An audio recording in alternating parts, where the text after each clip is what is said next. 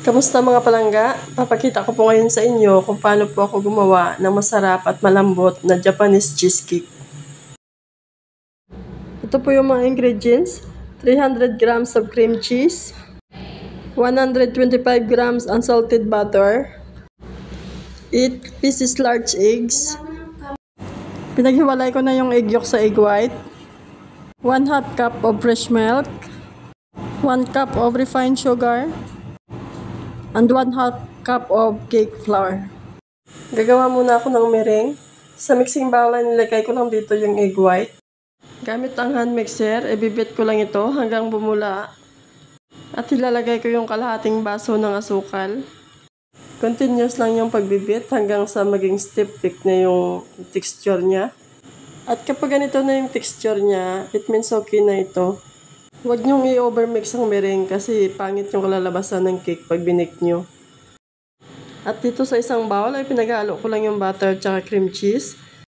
At binit ko lang ito hanggang maging smooth yung texture niya.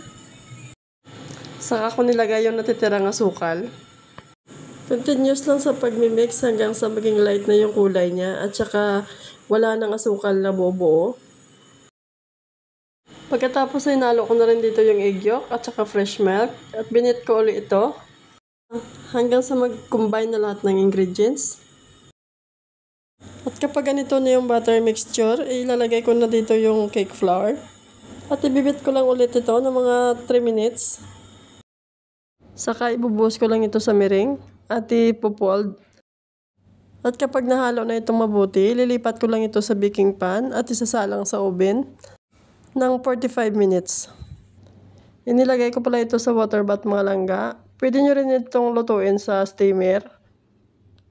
After 45 minutes ay tinanggal ko na siya sa oven. Pinalamig ko lang muna ito bago ko binaliktad at lalagyan ko lang ito ng powdered sugar on top. At ready to serve ng aking Japanese cheesecake. Salamat sa panonood mga langga!